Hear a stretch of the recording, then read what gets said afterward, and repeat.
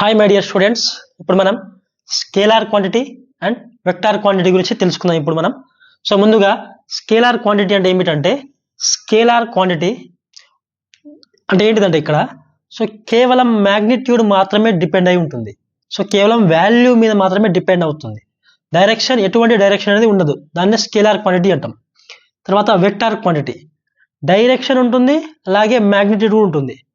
ఒక పార్టికల్ అనేది ఈ పాయింట్ నుంచి ఈ పాయింట్కి వెళ్తుందంటే దాని డైరెక్షన్ గురించి చెప్తుంది, అలాగే అది ఎంత దూరం వెళ్ళిందో చెప్తుంది. దాన్ని వెక్టార్ క్వాంటిటీ అనేసి అంటాం.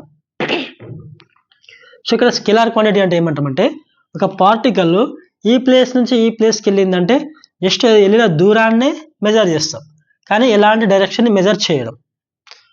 ఇక్కడ స్కేలార్ క్వాంటిటీ అంటే ఏంటంటే, it depends on only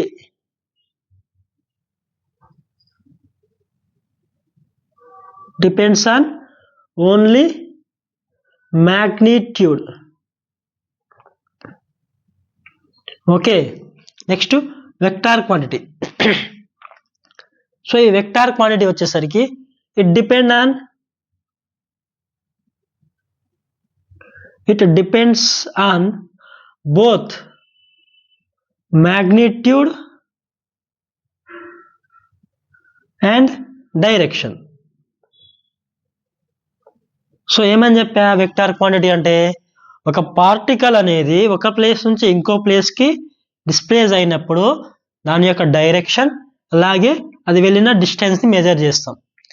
it can be depend on magnitude and direction. Depend అని కాదు, it can describe magnitude and direction. ఇక్కడ డిస్క్రైబ్ ఓన్లీ మ్యాగ్నిట్యూడ్. ఇక్కడ ఎగ్జాంపుల్ వచ్చేసి స్కేలార్ క్వాంటిటీకి ఎగ్జాంపుల్ మాస్. మనం మాస్ ఎంత ఉందని చెప్తాం, కానీ మాస్ ఏ డైరెక్షన్లో వెళ్ళిందని చెప్పాం. Next one temperature. ఈ టెంపరేచర్ కూడా ఎంత ఉంది అనేసి చెప్తాం, కానీ ఏ డైరెక్షన్లో టెంపరేచర్ ఎంత ఉందని చెప్పాం. Next one time. Same time also, time ఎంత ఉంది, ప్రజెంట్ ఎంత అవుతుందని చెప్తాం, కానీ టైం ఈ డైరెక్షన్లో ఉందని చెప్పాం. అలాగే స్పీడ్. అండ్ నెక్స్ట్ వన్ వచ్చేసి వాల్యూమ్. ఇవి స్కేలార్ క్వాంటిటీ. నెక్స్ట్ వెక్టార్ క్వాంటిటీకి ఎగ్జాంపుల్ వచ్చేసి ఫస్ట్ ఎగ్జాంపుల్ డిస్ప్లేస్మెంట్. డిస్ప్లేస్మెంట్,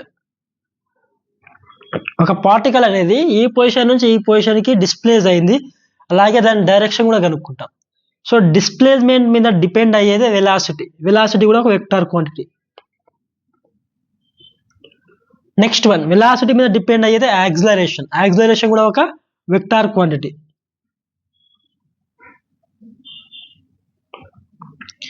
ఈ యాక్సిలరేషన్ బేస్ చేసుకొని మనం ఫోర్స్ రాస్తాం, F=ma. ఇది కూడా ఒక వెక్టార్ క్వాంటిటీ. ఫోర్స్, ఈ ఫోర్స్ ని బేస్ చేసుకొని మనం టార్క్ రాస్తాం, టార్క్ కూడా ఒక వెక్టార్ క్వాంటిటీ.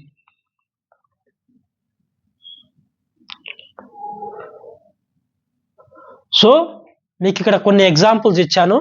ఇవే కాకుండా ఇంకా చాలా ఎగ్జాంపుల్స్ ఉంటాయి. ఇలాంటి మరిన్ని ఎగ్జాంపుల్స్ చెప్పాలంటే బోర్డు సరిపోదు, నేను సరిపోను. ఇలాంటి వీడియోస్ మరిన్ని కావాలంటే నా ఛానల్ని సబ్స్క్రైబ్ చేయండి, షేర్ చేయండి, లైక్ చేయండి. Thank you.